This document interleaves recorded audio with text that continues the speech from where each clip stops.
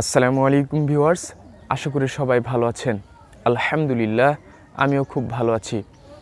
আজকের ভিডিওতে আমি আপনাদের সামনে যে বিষয়টি নিয়ে আলোচনা করব সেটি হচ্ছে যে মাছ চাষে লবণের প্রয়োজনীয়তা। আপনি যদি আধুনিক পদ্ধতিতে মাছ চাষ করে থাকেন তাহলে লবণ সম্পর্কে জানা আপনার একান্ত প্রয়োজন। আজকের ভিডিওতে আপনি মাছ চাষে কী পরিমাণ লবণ ব্যবহার করতে হবে, কেন ব্যবহার করতে হবে, আমরা যদি লবণ ব্যবহার না করি তাহলে কি কি ক্ষতি হতে পারে, এই সব বিষয় নিয়ে সায়েন্টিফিক্যালি আলোচনা করব ইনশাআল্লাহ। তো আসুন প্র্যাকটিক্যালি শুরু করি। একটি প্রবাদ আছে, চুন আর নুন ঠিক রাখে পানির গুণাগুণ। উক্ত প্রবাদ থেকে সহজেই বোঝা যায় যে মাছ চাষের ক্ষেত্রে লবণ এবং চুনের কি সাংঘাতিক রকমের প্রয়োজনীয়তা রয়েছে। আপনি যদি সমস্যাহীনভাবে মাছ চাষ করতে চান বা নিশ্চিন্তে মাছ চাষ করে লাভবান হতে চান, তাহলে কিন্তু আপনাকে চুনের পাশাপাশি লবণকে সমানভাবেই ব্যবহার করতে হবে। কাজেই আপনি যদি মাছ চাষের ক্ষেত্রে লবণের ব্যবহারটা সঠিকভাবে না জানেন, তাহলে কিন্তু মাছ চাষের ক্ষেত্রে ক্ষতির সম্ভাবনাটাই আপনার বেশি হবে। দেখা যাচ্ছে যে অনাকাঙ্ক্ষিতভাবে অনেক রকম রোগ দ্বারা সহজেই আপনার মাছ আক্রান্ত হবে। তো আসুন আমরা প্রথমেই জেনে নিই যে আমাদের পুকুরে লবণ কি কি কাজে ব্যবহার হয়ে থাকে। সর্বপ্রথম লবণ আমরা যে জন্য ব্যবহার করি সেটা হচ্ছে যে ছত্রাকজনিত রোগ প্রতিরোধ করার জন্য আমরা কিন্তু লবণকে ব্যবহার করে থাকি। এই যে এখন শীতকাল পড়ে গেছে, আমাদের পুকুরে কিন্তু এই ছত্রাকজনিত রোগের প্রাদুর্ভাব কিন্তু এখন দেখা দিবে। এই সময় দেখা যায় যে মাছের শরীরে বিভিন্ন ধরনের ক্ষতরোগ, পাখনা পচা রোগ, লেজ পচা রোগ এবং মাছের শরীরে অনেক সময় কিন্তু সুতার মতো বা তুলার মতো বস্তু দেখতে পাওয়া যায়। এসব পরিস্থিতি যদি আপনি এড়াতে চান, তাহলে আপনাকে পুকুরে আগামভাবেই কিন্তু লবণ ব্যবহার করতে হবে। এই লবণ যদি আপনি ব্যবহার না করেন, তাহলে এসব রোগ দ্বারা আপনি সহজে আক্রান্ত হবে। এছাড়াও বিভিন্ন ধরনের পরজীবীর আক্রমণ, যেমন মাছের শরীরে অনেক সময় কিন্তু উকুন দেখতে পাওয়া যায়। এসব ক্ষেত্রে আপনি যদি প্রতি শতাংশে 200 গ্রাম করে লবণ আগাম যদি আপনার পুকুরে ব্যবহার করে থাকেন, তাহলে কিন্তু আপনি এসব পরিস্থিতি থেকে রক্ষা পেতে পারেন। আর মাছের শরীরে যদি উকুন যদি হয়ে যায়, তাহলে প্রতি 10 লিটার পানির জন্য 200 গ্রাম লবণ পানিতে গুলে সেখানে মাছকে আপনি গোসল করে পুকুরে আবার ছেড়ে দিবেন। তাহলে আপনার মাছের শরীরের এই উকুনটা খসে পড়ে যাবে। দ্বিতীয় নাম্বার পয়েন্ট, এটি অত্যন্ত একটি গুরুত্বপূর্ণ পয়েন্ট, যার সাথে আমরা প্রত্যেকটা চাষি প্রায় সম্মুখীন হয়ে থাকি। অ্যামোনিয়া টক্সিসিটিতে কিন্তু সাংঘাতিকভাবে লবণ কিন্তু কাজ করে থাকে। শীতের সময় এখন আর বৃষ্টি বন্ধ, আপনার পুকুরের পানি কিন্তু আস্তে আস্তে কমতে থাকবে। এই পানি কমার সাথে সাথেই কিন্তু আমাদের মাছ যা আছে সেটা পর্যাপ্ত পরিমাণে থাকছে, কিন্তু পানির ভলিউম কিন্তু আস্তে আস্তে কমে যাচ্ছে। এসব সময় দেখা যায় যে মাঝে মধ্যেই অ্যামোনিয়া টক্সিসিটির সৃষ্টি হতে পারে। এছাড়াও অনেক সময় চাষিরা করেন কি, যে সার ব্যবহারের ক্ষেত্রে মাত্রা অতিরিক্ত সার ব্যবহার করেন, বা খাবার পুকুরের তলায় পড়ে অতিরিক্ত দেওয়ার ফলে পুকুরের তলায় কিন্তু জমা হয়ে থাকে, যেখান থেকেও কিন্তু অ্যামোনিয়া সৃষ্টি হয়। এই অ্যামোনিয়াটাই যখন আনআয়োনাইজড অ্যামোনিয়ায় রূপ ধারণ করে, তখন কিন্তু এটা মাছের ফুলকাকে আক্রান্ত করে এবং ফুলকা ছিঁড়ে দিতে থাকে। বিশেষ করে যাদের পুকুরে সিলভার কার্পের মাছ আছে, তারা লক্ষ্য করবেন যে আপনার মাছ পুকুরে যদি এরকম অ্যামোনিয়া টক্সিসিটি সৃষ্টি হয়, তাহলে পুকুরের মাছগুলো কিন্তু চক্রাকারে ঘুরতে থাকবে এবং হঠাৎ রকেটের মতো একটা দৌড় দিবে, গিয়ে তারপরে মাছ কিন্তু চিত হয়ে মারাও যেতে পারে। তো এরকম পরিস্থিতিতে আপনি যদি আপনার পুকুরে প্রতি শতাংশের জন্য 500 গ্রাম করে যদি ছিটিয়ে দেন, এটা গুলার প্রয়োজন নয়, ডাইরেক্ট আপনি ছিটিয়ে দিবেন, তাহলে কিন্তু আপনার এই অ্যামোনিয়া টক্সিসিটিটা তাৎক্ষণিক কমে যাবে। এছাড়াও আরেকটি উপায় রয়েছে, যেটা আমরা 3 নম্বর কারণ লবণ ব্যবহারের, সেটা হচ্ছে যে বিভিন্ন কারণে মাছের প্রতি কিন্তু আমরা অনেক চাপ সৃষ্টি করি।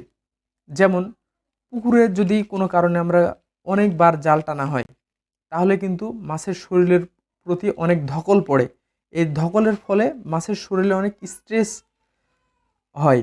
যে স্ট্রেসটাকে আমরা কমানোর জন্য আমরা কিন্তু পুকুরে লবণ ব্যবহার করতে পারি। বিশেষ করে তেলাপিয়া মাছের ক্ষেত্রে দেখা যায় যে তেলাপিয়া মাছ খাবার দাবার একবারে বন্ধ করে দিয়েছে এবং স্থির হয়ে পানির নিচে আছে, নড়াচড়া করছে না। এরূপ পরিস্থিতিতে আপনি যদি আপনার পুকুরে লবণ প্রয়োগ করেন এবং পানিকে যদি একটু আন্দোলিত করার ব্যবস্থা করেন, তাহলে দেখবেন যে ৩-৪ ঘন্টা পরেই আবার পুনরায় তেলাপিয়া মাছ স্বাভাবিক অবস্থায় ফিরে আসবে। লবণ ব্যবহারের ৪ নাম্বার কারণ সেটা হচ্ছে যে পানির অম্লতা লবণ কিন্তু কমায়। এটার প্র্যাকটিক্যাল উদাহরণ হচ্ছে আমরা যখন কোনো টক জাতীয় খাবার খাই তার সাথে যদি আমরা লবণ মিক্সড করি, তাহলে কিন্তু খুব সহজে এটা মিনিমাইজ হয়ে যায়। ঠিক তেমনিভাবেই লবণ কিন্তু আমাদের পানির এই অম্লতা কমাতে সাহায্য করে থাকে। ৫ নাম্বার কারণ সেটা হচ্ছে যে লবণ যদি আমরা মাছের খাবারের সাথে ব্যবহার করি, অর্থাৎ যারা আমরা হাতে বানানো খাবার মাছকে খাওয়াই, সেখানে যদি আমরা 2-3% লবণ যদি আমরা ব্যবহার করি, তাহলে এই খাবারটা যেমন অনেক দিন যাবৎ সংরক্ষিত অবস্থায় থাকবে, ঠিক তেমনিভাবেই এই খাবার মাছের হজমে কিন্তু এই লবণ থাকার কারণে সাহায্য করবে, যার ফলে মাছের গ্রোথটাও কিন্তু ভালো হবে। ৬ নাম্বার কারণ সেটা হচ্ছে মাছের দেহ কিন্তু পরিষ্কার রাখে এই চুন। সাংঘাতিকভাবে এটা কিন্তু মাছের শরীরে কাজ করে থাকে। মাছের শরীর দেখবেন যে অনেক সময় খসখসে হয়ে গেছে, যার ফলে মাছ বিভিন্ন ধরনের পরজীবী দ্বারা সহজেই কিন্তু আক্রান্ত হয়। কিন্তু আপনি যদি লবণ ব্যবহার করেন, তাহলে আপনার মাছের শরীরটা কিন্তু খুব সুন্দর পরিষ্কার থাকবে এবং সহজে রোগ দ্বারা আক্রান্ত হবে না। ৭ নাম্বার কারণ যেটা সেটা হচ্ছে যে লবণ কিন্তু পানির ঘোলাত্ব কমাতে সাহায্য করে থাকে। আপনি যদি লবণের যদি গঠনটা দেখেন, তাহলে সেখানে দেখবেন সোডিয়াম এবং ক্লোরিন রয়েছে, যাকে বলা হয় বৈজ্ঞানিকভাবে সোডিয়াম ক্লোরাইড। এই সোডিয়ামের সাথে কিন্তু একটি করে মাটির অণু যুক্ত হয়ে নিচে গিয়ে জমা হয়, যার ফলে পানিটা কিন্তু স্বচ্ছ পরিষ্কার করতেও আমরা এই লবণটাকে ব্যবহার করে থাকি। এছাড়াও আরও বিভিন্ন প্রকার কাজে কিন্তু এই লবণটা ব্যবহার হয়ে থাকে। কাজেই আপনি যদি আপনার পুকুরে সঠিকভাবে লবণ ব্যবহার করেন, তাহলে মাছ চাষে আপনি সফল হবেন। এখন প্রশ্ন হচ্ছে কি পরিমাণ লবণ আপনি ব্যবহার করবেন। আপনি প্রতি মাসে অন্তত ২ বার আপনি আপনার পুকুরে লবণ ব্যবহার করবেন। আমি আবারও বলছি, প্রতি মাসে অন্তত ২ বার ১৫ দিন পর পর আপনি আপনার পুকুরে প্রতি শতকের জন্য ২০০ গ্রাম করে লবণ আপনার পুকুরে ব্যবহার করবেন। এখন প্রশ্ন হচ্ছে যে আপনি কোন লবণ ব্যবহার করবেন। অনেকে প্রশ্ন করে যে ভাই আয়োডিনযুক্ত লবণ না আয়োডিন ছাড়া লবণ। আপনি আয়োডিন ছাড়া লবণ ব্যবহার করবেন। আপনি বাজারে গিয়ে গরুকে খাওয়ানোর জন্য যে লবণটা আসে সেটা আপনি ব্যবহার করবেন।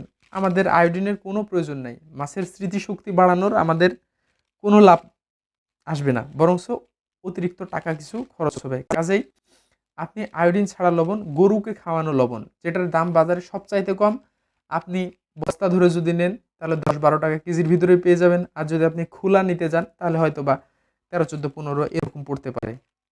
কাজেই আপনি সবচাইতে মোটা দানার যে গরুকে খাওয়ানো লবণ, সেই লবণটা ব্যবহার করবেন।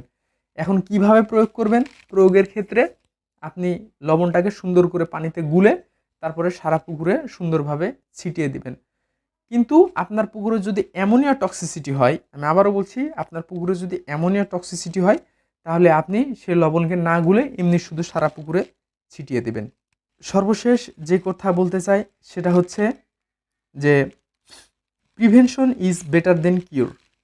আপনি যদি নিশ্চিন্তে মাছ চাষ করতে চান এবং আপনার কাঙ্ক্ষিত উৎপাদনের পৌঁছে নিজেকে একটি সফল মাছ চাষি হিসেবে দেশ এবং জাতির সামনে উপস্থাপন করতে চান, তাহলে কিন্তু আপনাকে আগামভাবেই, অর্থাৎ প্রতিকারের যে প্রতিরোধ ভালো, এই কথাটা সবসময় মাথায় রাখতে হবে। এবং রোগ হোক বা না হোক, আপনি আপনার মাসিক কোর্সটা ঠিকভাবে করবেন, তাহলে ইনশাআল্লাহ বিভিন্ন ধরনের রোগ থেকে আপনি কিন্তু মুক্ত থাকতে পারবেন। আজ এ পর্যন্তই। ভালো থাকবেন, সুস্থ থাকবেন এবং আমাদের এই চ্যানেলে মাছ সম্পর্কিত বিভিন্ন ভিডিও আমরা পাবলিশ করে থাকি, যেটা নিজের প্র্যাকটিক্যাল লাইফে প্রয়োগ করা এবং পুরোটাই অথেন্টিক। সুতরাং আপনারা এই চ্যানেলটাকে সাবস্ক্রাইব করে আমাদের পাশে থাকবেন। আজ এ পর্যন্তই। আসসালামু আলাইকুম ওয়া রাহমাতুল্লাহ।